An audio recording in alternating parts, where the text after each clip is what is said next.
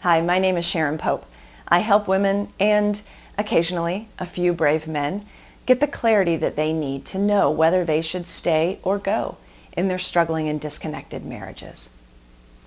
Now, when people are struggling in this question, many times they've been trying to get to an answer for themselves for years, sometimes even decades.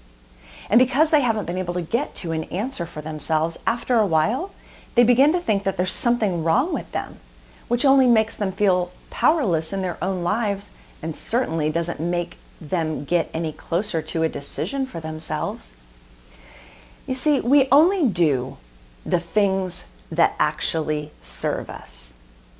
So I'm going to offer this to you and give you something else to think about as it relates to the stay or go decision. You might be saying, Sharon, you know what? Staying stuck in the stay or go question, it feels horrible, it feels miserable, I'm lost, I'm confused, I'm powerless, whatever the words are, it absolutely does not serve me.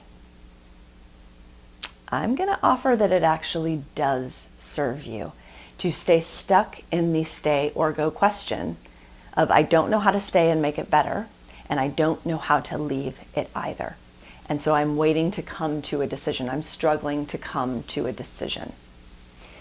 So many times what we'll tell ourselves is the reason that we stay in that struggle is because we are afraid of making the wrong decision. And I think that there's truth there. But even though you're miserable in this stuck place, it actually does serve you because you don't have to take any scary action one way or the other when you stay right here.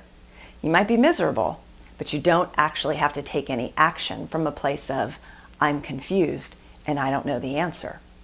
So I'm going to give you an example of one of my clients. I'll refer to her as Samantha. She and her husband had been separated for a year and she was still stuck in the decision, not knowing how to stay and not knowing how to go. And here's the reason why. In order to stay, she would have to open her heart again to her husband. And you don't get to a place of separating from your husband without a lot of pain and hurt over the years. So for her to open her heart again to her husband felt scary as hell. To leave the relationship and now endure what would be her second divorce, and she has a young child and she was terrified of what the impact to her child would be, that felt incredibly scary as well. So if she stayed right here, even though it was really uncomfortable, stay right here in the questions of I don't know the answer, she doesn't actually have to take any scary action one way or the other. So it actually serves her to stay stuck. Right? So I want you to think about that from your perspective as well. Because when we're willing to look at and understand and even willing to change the things that are really keeping us stuck, right? We tell ourselves it's about, I want to make sure that it doesn't impact my children. Well, of course it will. I want to make sure it doesn't impact me financially. Yep, it's going to. I want to make sure, like you're logically trying to reason through it. And what I want you to do is get underneath that into how is it serving you to remain stuck in the questions? When you can answer that, then you can move a few steps forward towards getting to a decision that you can not only trust, but that you might even be able to walk through that scary action.